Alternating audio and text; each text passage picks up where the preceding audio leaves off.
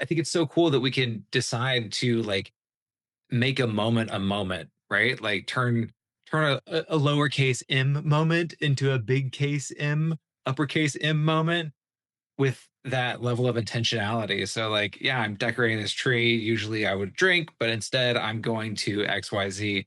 Like maybe it's blaring Christmas music and dancing around and singing silly songs to we have animals, so like they're always underfoot and involved with any kind of thing like that. So why does the world act like alcohol is the answer, even while it is creating problems of its own? On the Alcohol Myth podcast, we pull back the curtain so you can see what's really going on with alcohol and what life could be like without it. We are coaches trained in This Naked Mind and effective liminal psychology who fell for the alcohol myth for decades.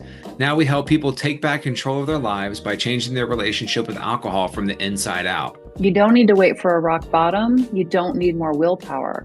You just need a new way to understand what you are feeling and why you are reaching for that next drink. So let's dig in.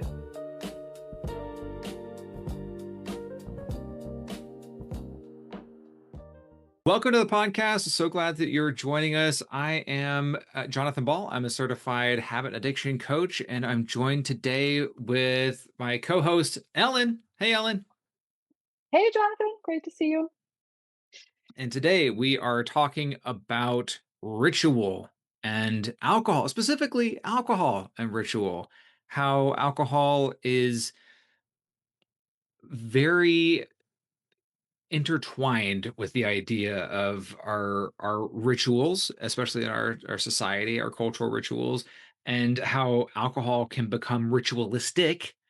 And we're going to kind of just be talking about the idea of confronting alcohol through the lens of ritual. So when Ellen, when I talk about alcohol and ritual, what springs to mind for you, and or what were your ritualistic attitudes, behaviors, experiences with alcohol when you were drinking?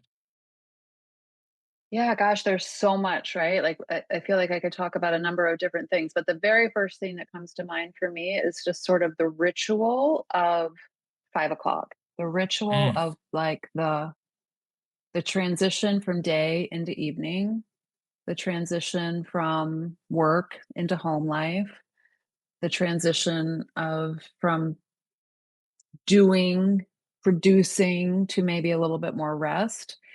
And I think this is a really important thing to honor because I think it's we I think that the baby can get thrown out with the bathwater sometimes when we give up Mm. alcohol. We can be like, okay, we're not drinking at 5 o'clock, so we're just like barreling through. And I found that for me, like I had to experiment with a lot of different things. Some of it was avoiding that hour by being in a different place to not be confronted with my typical ritual. But then ultimately, I think where I landed was that I really enjoy the ritual of transitioning into the evening. Sometimes that means with a partner, sometimes that means being at home versus work, whatever the thing is. Like I used alcohol to be that signal. So I, I like to still have some sort of a signal for me personally, but it's not alcohol anymore. And often, quite often, it's still a drink. Like Mm. my husband and I, he's retired now. And so like, I'm the one that's doing more of the work. And so when it's like my day is done and we're getting together and having our first, like, oh, let's reconnect at the end of the day, that was always around a glass of wine or a beer. Well, not always. I always had one. He didn't always. and, and because he's not a huge drinker now, but he loves alcohol-free beer. So he'll often pull out an alcohol-free beer. I'll pull out my favorite drink and we'll still like have that opportunity to come together and be like, hey, how was your day? And we didn't lose the connection, which I think was what that ritual was all about. It was about transition and it was about connection. We just changed basically what was in our glass, but maintained the ritual itself. And I think that we so often get confused innocently because this is what society tells us, but feeling like the thing is alcohol that is the important part of this ritual. And I think what I've come to realize is that when you strip away the alcohol, what I'm really wanting in that moment is to slow down, connect, transition into evening. And that can be done in many ways. And alcohol is just one of them. And it's one that doesn't make me feel good. So I'm not choosing it anymore. But it doesn't mean that I don't still want to have a ritual. What about you? What's the first thing that comes to mind for you with ritual? Oh, I just want to co-sign everything that you just said with the losing the point of something and giving alcohol the credit for something. Like we talk about that all the time on this podcast, is how often when we're drinking more than we want to, we give alcohol credit for doing XYZ, like it's some kind of magical wonder elixir. Like it's the thing that made hanging out with your friends fun. Oh, it's the thing that made the exciting sporting event so good. No, it isn't. Those things are good by themselves. And so is taking the time to unwind at the end of the day with your loved one, or just like, just kicking off from work. Like that transition from work into the relaxation of the end of the day is inherently good. And it's so often that, like we'll take something that just is inherently good and give credit for it being good to booze, which is such a silly pattern when you can see it for what it is. I also found that alcohol became like this habitual, ritualistic kind of thing for me at the end of the day. It was the signal like, that it was time to relax and unwind. And, this is how I treat myself. And I deserve this because I worked so hard. Um, but for me, it was never just like, oh, I'm gonna have, the one or even the two, right? Like it was always the first one I could justify in the name of ritual, and then I just didn't bother to think about or justify the subsequent five or six, where um and I think that there was probably some element of ritual to those subsequent five or six. I had this kind of like gauzy romantic idea about the first one, but I think ritual probably still played a role in the subsequent ones as well, which is an idea I'm just having. I haven't examined it yet, so I'm going to be thinking about that. Mm. But I think um, I just before you move on, what you're yeah, saying is so important too, because I think there is this romantic idea, and I even like my grandparents used to have a glass of wine every day at 5 o'clock, and then that's all they had. They had a glass of wine every day at 5 o'clock, and I think that that is often the way that we see it portrayed in different situations, either in a movie or a book or like someone has a drink. And the thing is, like that's beautiful. That's probably not going to be harmful if you have. Well, now we know that any amount of alcohol is harmful. But if it doesn't turn into this pattern of like two, three, four, five, like I think that's kind of like somebody who can have a square of chocolate and not want to finish the bar, right? Like you know, eh, the harm of one glass of wine here and there, like after work, is probably not super high.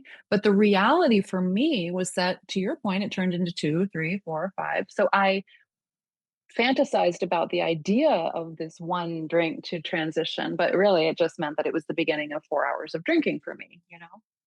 yeah, exactly. Me too. And I good for those people, right? They can have the one square of chocolate or can have the one drink or whatever. But I've always been somebody that is kind of a if a little bit is good, a lot of it is great, right? Kind of person. And when I was viewing alcohol as this, again, this magical wonder elixir, why would I limit myself to just a little bit of something that was supposedly so good? It really took, for me at least, it really took educating myself on the actual like biological effects of alcohol in my body for me to start getting curious and asking questions like, is this actually doing what I think it's doing? No. So, which Yeah. is such a pivotal moment. But I'm thinking about alcohol and how intertwined it is with other elements. So, like, there's the 5 o'clock ritual that we get to hit every single day. But I mean, what about like wedding toasts, and what about um, even some religious ceremonies and things like that? Like, alcohol is this ubiquitous kind of universal thing. I was recently, I went to my, no, I guess it wasn't recently now. It feels like yesterday, but gosh, it was like 6 months ago. Anyways, went to and a wedding where everybody else was drinking so much. And for me, being like one of the few alcohol-free people, there was this, kind of fear of this moment of, toasting the bride and groom and like, does it count? Is it bad luck if I don't have something in my glass, right? Those kind of narratives can kind of slip in. But in that instance, for me, having a plan beforehand was pretty critical. And just um, I'm big on when you know you're going to be put in those situations, kind of future casting and thinking about like, oh, this is what it's going to be like, and here's what I'm going to do, and this is what I'm going to think when this trigger happens, so that I already have a script for my brain, right? It can kind of latch on to this. Step one, don't feel weird about it. Step two, raise your non alcoholic glass. Step three, blend in because nobody's looking at you anyway. Everybody's thinking about their own drink, right? It can just be so much easier to kind of have a plan like that. But what about what other elements of ritual come up for you, Ellen? I love that about the future thinking because so often we only go to a wedding every once in a while, so we don't get practice all the time. So then it can become this big thing in our mind. Like a holiday can be like that too, right? This Mm-hmm. big, yes, maybe I'll just go there. It's the I don't know when this episode is going to be released, but it's moving into the holidays right now. And if you think about like I had a ritual of this is the ritual I created. It was I would take my bottle of bubbly up into my room with me with my all the presents I had to wrap. And it would be like playing Christmas music, wrapping presents, and drinking my bubbly. Yes. And it was like I created this thing because I don't actually really like wrapping presents. I'm not one of those people that like derives a lot of joy from that. It's sort of tedious for me, but I want, of course, to do it because it's something that I get joy from my kids unwrapping presents, of course. So it was like I created this thing that in my mind made it more fun, more special. It felt very festive. It was like, oh, this is the only time I bring a bottle of bubbles up into my bedroom so I can, Yeah. it becomes this really special thing in my mind. And then it was like the first year that Christmas came up and I was like, oh gosh, what am I gonna this just feels like tedious present wrapping then. Yeah. Yeah. Like, there's a reason I created this ritual. And realizing that okay, what else would make it fun? And I started with like, well, I'm gonna get like there's a sparkling tea that I like, this toast brand spark. It's kind of like a sparkling wine, but it's not quite as sweet, or I don't know. It's one of the ones that I've come to enjoy if I'm gonna have a substitute for a sparkling beverage. So I got that for myself. And then I was like, you know what? Instead of just like listening to music and drinking, I watched a series while I rapped, like it was like something that only I wanted to watch. I wasn't going to watch with my family.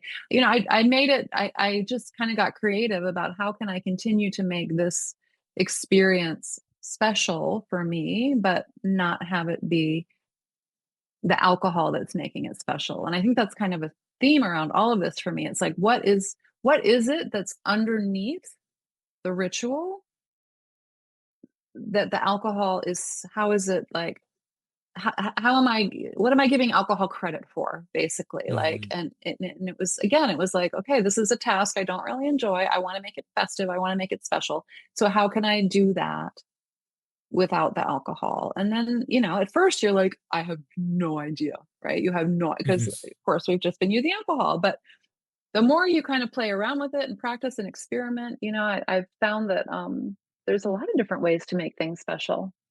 Yeah. I'm You and I have almost exactly the same ritual, but for me, it was less about, I mean, definitely I was drinking while I was wrapping presents, but it was less that instance, but more like decorating the house for the holidays and like, pulling out the Christmas stuff and putting up the tree and doing the ornaments and stuff like that was always like a big drinking event. And realizing that we can just like substitute again the substance and change it a little bit, it still has this kind of fun moment. I think it's so cool that we can decide to like make a moment, right? Like turn a lowercase m moment into a big case M, uppercase M moment with that level of intentionality. So like, yeah, I'm decorating this tree. Usually I would drink, but instead I'm going to XYZ. Like maybe it's blaring Christmas music and dancing around and singing silly songs to we have animals, so like they're always underfoot and involved with any kind of thing like that. So um yeah, I'm totally stealing that. I'm also writing down toast. I gotta check that out. Um oh shoot, it was I was thinking about, oh, you were mentioning like when you're early on, you don't have the practice of navigating these kind of rituals without alcohol. And I think that that is such an important point to highlight when it comes to even the general discussion of ritual, but especially alcohol and ritual, is that we're constantly running these like well-worn neural pathways. Like our brain really wants to conserve energy. It likes the known, it likes the certain. And if what's known and what's certain is that when X happens, I go wrap presents, then Y is the result. I'm drinking bubbles in my, in my room by myself. We have to be kind in understanding our brains and our neurology, that we like, of course we have these like neural pathways that feel very ingrained and feel very difficult to change, but also we have to kind of marvel at the beautiful realization that our brains are incredibly adaptable, and like we have neuroplasticity and we can rewire those kind of well-worn connections. And for me, like so much of this alcohol free journey has been working to take ownership over those neural pathways and forging new ones and breaking old habits and things like that. And when you realize that, when you realize the magnificent, beautiful, amazing power of your own mind, then and you recognize the fact that you have the ability to change it with action, with intention, and it's really your responsibility to do that. It's very humbling, but it's also very empowering, and it's really, I think, the root of the freedom, I'll speak for myself, that I found at least. So Yeah, I just love that. It's so true. It's like we have more the agency that we have to rewire all of these subconscious patterns. Like sometimes we feel like we're just doomed, right? Like this is the way I've always done it. It's going to be too hard, or it'll always be hard because this is what I've done. And it's been pretty remarkable for me to realize how quickly we can lay down a new pathway and the other one starts to, get weeds growing over it. And it's not quite yeah. as, it doesn't seem quite as so inevitable as it used to in the past. And I mean, it is. Our brains are absolutely miraculous. It's when you think about what we have the ability to do. And as you were talking, I was thinking about too, like sometimes I think we inherit rituals Mm, that we just operate on autopilot because it's how we were raised, it's what society's told us to do, whatever. And so we just accept that, yeah, on a Friday night, I meet my friends for happy hour at this particular bar, and that is our ritual. And so then it's like, well, how could I possibly not? That all my friends are there. This connection. This is the way this is meaningful. If I don't do that, then it's going to ruin my whole social life. I'm going to be miserable. I'm going to be lonely. We can start to spiral out about what it means about changing a ritual. And sometimes, like, it can be as simple as once we feel strong enough, like to go to the thing and just drink something different, like that, you can totally do that if it's important to you. But sometimes, like, we get so uh believing that that what is what makes us connected and happy and joyful, that we don't think about, oh, well, gosh, maybe what I would actually like to do on a Friday is, I don't know, go for like a yoga class where I can actually unwind and then, have a nice meal and go to bed early. I mean, for somebody, that might sound like the most boring, awful thing ever, but like when it's the end of the week and you're tired, like just because everybody goes to the bar, it doesn't actually mean that that is what, like, deep down we really are craving, needing, wanting. We just Mm. buy it hook, line, and sinker that that's what's done. And then therefore we feel like we're going to lose everything if we don't participate in that ritual anymore. And I think it's really interesting to start to get curious about, like, what what really would feel good to me on a Friday night after work. And maybe it is going to the bar and spending time with your friends, and maybe it's going home and doing something more quiet and meeting up with your friends the next morning. I mean, we get to rewrite the script of what rituals we want in our life too, when we're not just like totally at the whims of those, the conserving energy parts of our brain that doesn't even think outside the box of what we've always done. Yeah.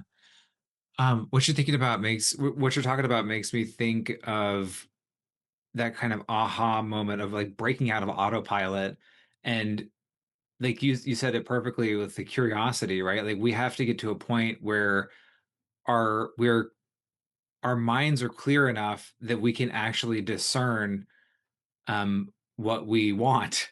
you know we live so much of our lives kind of attending to what, at least, again, I'll speak for myself, right? Like I used to be so locked into and sensitive to what other people wanted from me or expected of me that it really took some time to figure out what it is that I wanted and what would make me feel best in a given moment.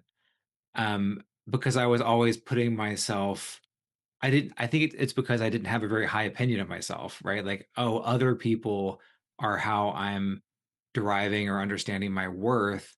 And so making sure that they aren't disappointed with me or that I'm not um, difficult for them, I'll contort myself to be whatever they need because, I need their approval. I don't need my approval for me. And getting roped into, going out when you don't want to go out is definitely a part of that. If there's like a standing family brunch, and you be the black sheep for bucking that trend, or like even going and choosing not to drink, there's like a family pressure to like this is what we do, this is how we come together, right? um it can be very scary, but it takes the clarity of being able to see you for who you are and your own worth and care about that worth enough to prioritize that to break that cycle.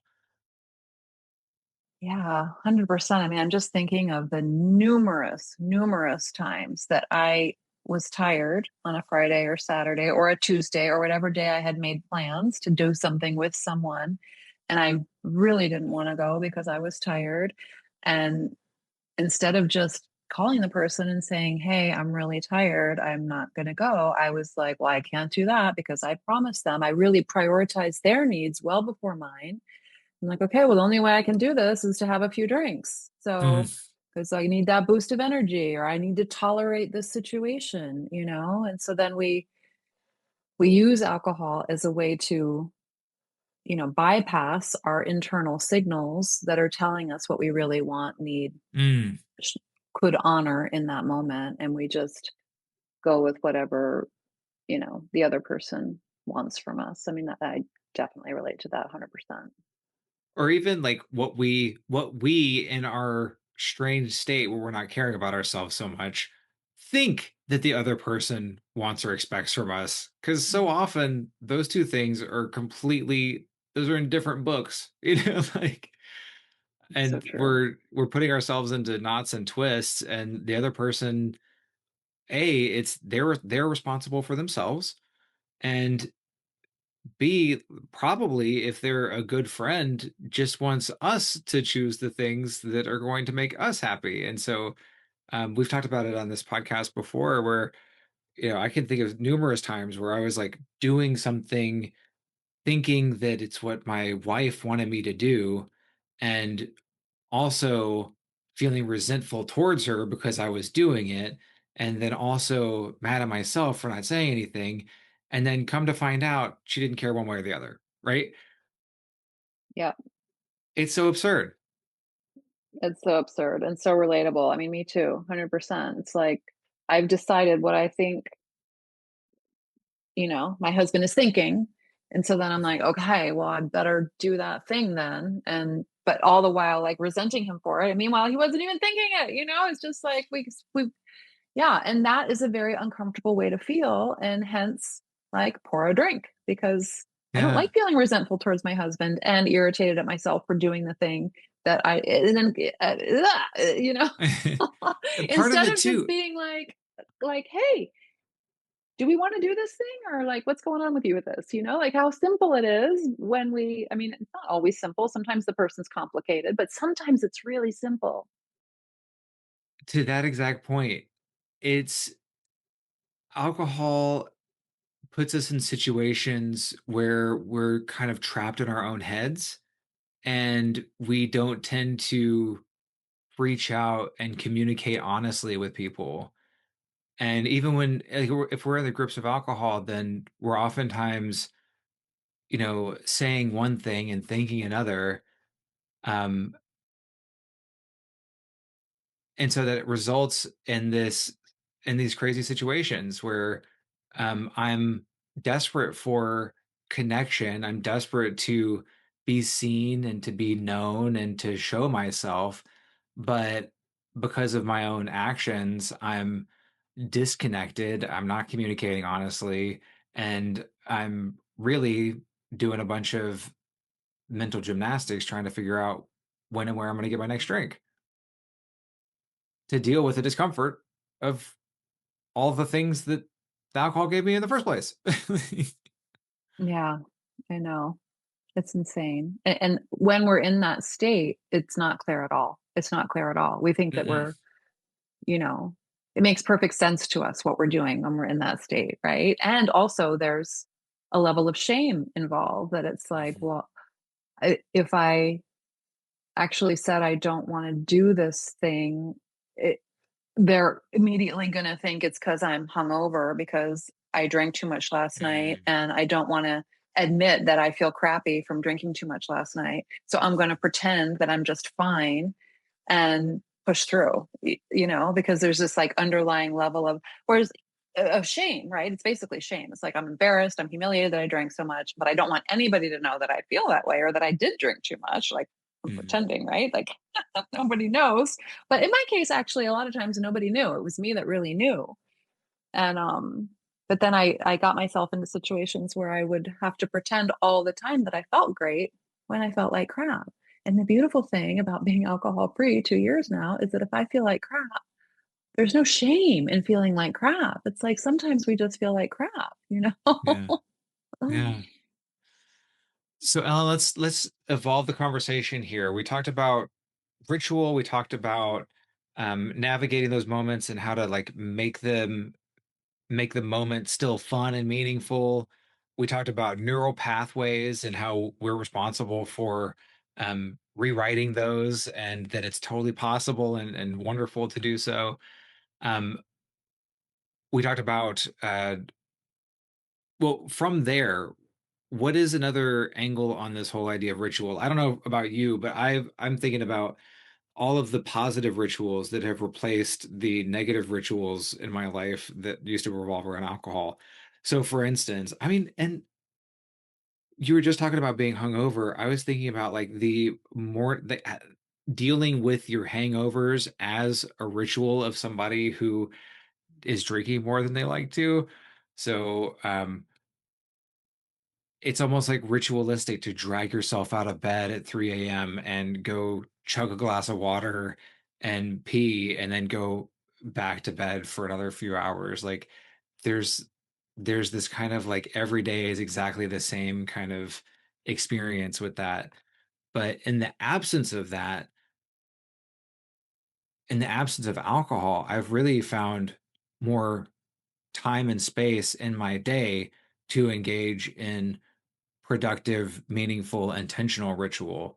So both you and I think you actually turned me on to it, have just finished a course in The Artist's Way, which is one of the books about creativity and like kind of self-discovery, but in it, that's where like the morning pages, if anybody's heard of that as a journaling exercise, come in.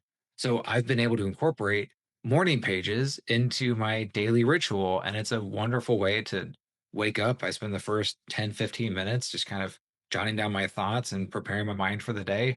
And then I'm off to the races.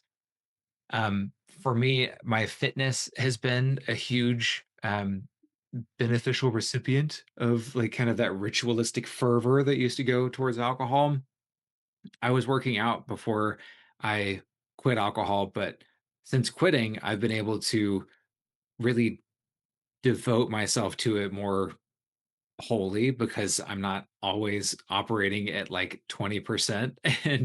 And the result of that has been really beautiful and exciting and encouraging.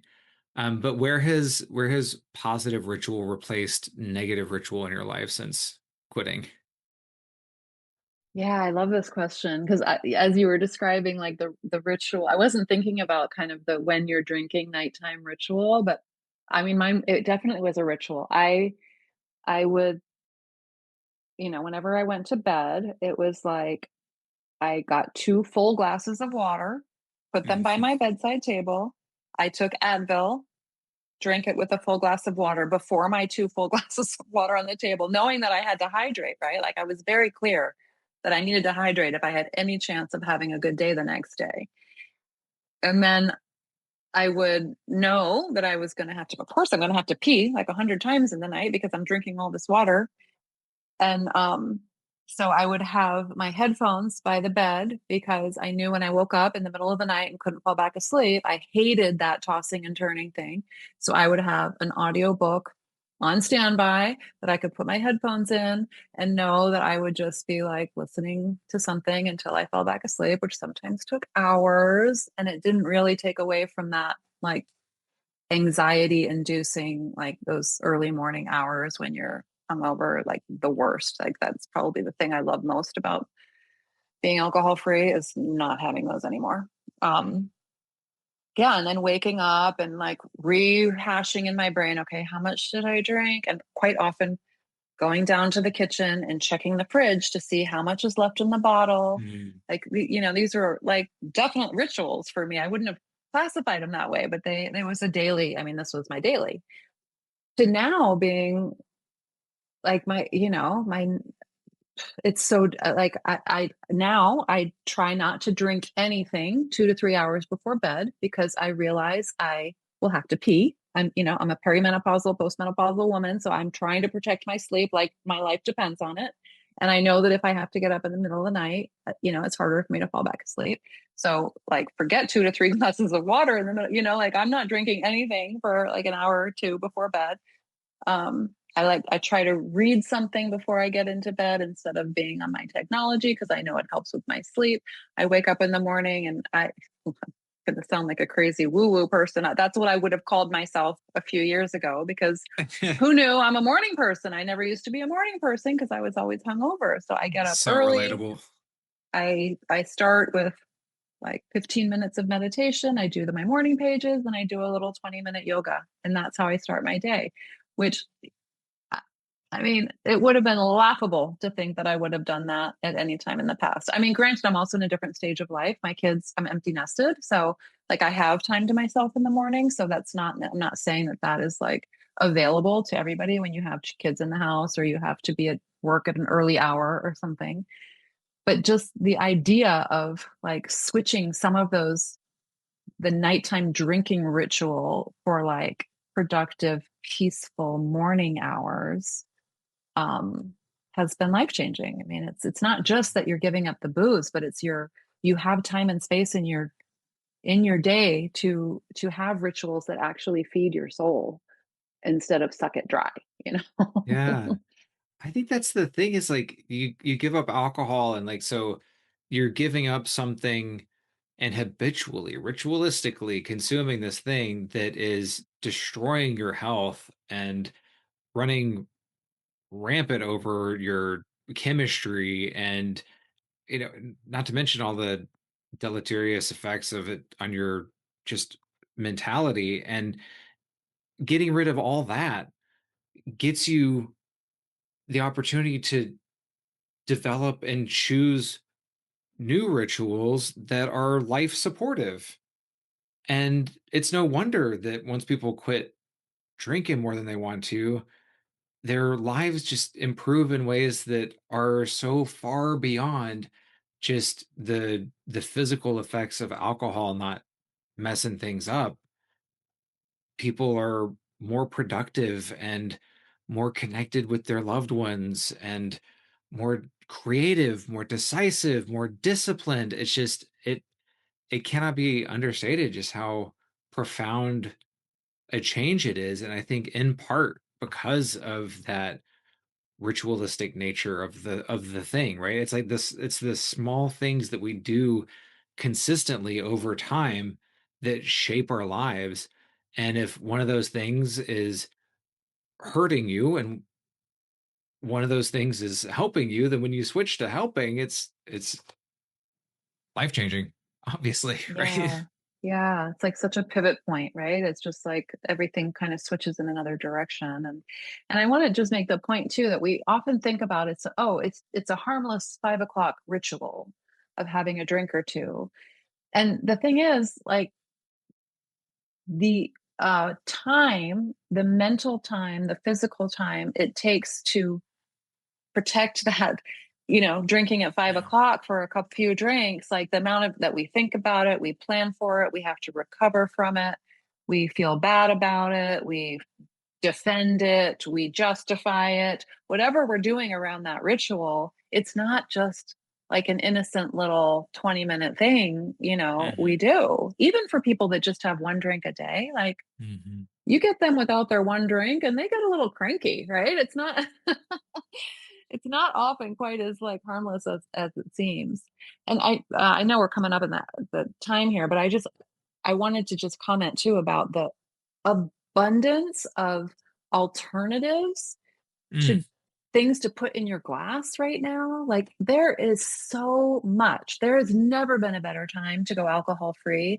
Like if you really want to maintain a ritual around drinking something at a certain time with certain people for certain holidays, like that was kind of a fun thing for me to explore all the different things. And I've settled on a few of my favorites, but I went through a phase where I was ordering every last thing. I was mixing mocktails. I mean, there's alcohol-free spirits called Ritual. That's the brand mm. name because it's so clear that we need this as a society, right? It is rituals are important, and we don't need to give them up. We can just change what's in our glass. Yeah, I love that. That's a salient point to end on is that rituals are important and we should be making sure that the rituals that we engage in are health beneficial instead of health detrimental.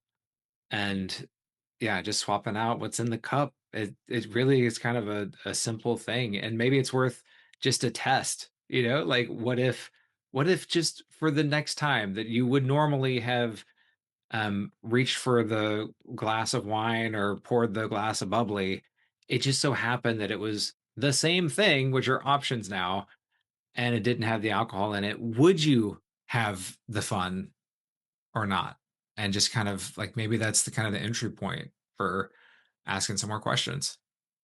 Yeah, and put it in a pretty glass and celebrate it, and like treat it like something special. Don't be thinking of what I'm missing here, but like I Yeah. get to have all of the things that I love about it and not feel crappy later. Like, it's a win. It's really Yeah. quite something. Yeah. It's beautiful. All right, Ellen, closing thoughts for anybody making it this far in the podcast. What is something that they can take away regarding the connection of ritual and alcohol? What's a way that they could put these ideas into action in their lives in a real way? I guess I would invite you to think about what rituals are important to you and why, and go with the why. Why is it important? And then figure out how can you still get that thing that's underlying the ritual without the alcohol, and just get curious about it. And if it requires a beverage, the ritual, which many of them do, start to explore the options and just whatever your taste buds like, there's something for you. Mhm. What about you? 100%. I I think your advice is excellent as always. I think that encourage I would encourage anyone listening to really think about what it is that they how and why they're engaging with a particular ritual. Is it something that you in your heart you're like, yes, this thing is for me, and it makes me feel good, or is it something that you're trapped in as part of a pattern of people pleasing and just kind of opening up the space to listen to yourself and your body and what it actually wants, because it'll talk to us if we'll listen, but oftentimes we have lots of practice not listening to it. um yeah. So important. I love that. All right. Well, thank you so much for joining us as we talk about ritual and alcohol. And we hope that you will share this with somebody. If this made you think of somebody that could use this as a good word, then I hope that you'll pass this along. And we also hope that you'll like and follow the podcast. And we look forward to talking to you next time. Thanks for listening to the Alcohol Myth podcast. If this episode sparked something for you, we'd love to hear about it. Send your questions, stories, or ideas for future episodes to thealcoholmyth@gmail.com. We read every message. We really do. Take good care of yourself. We'll see you next time.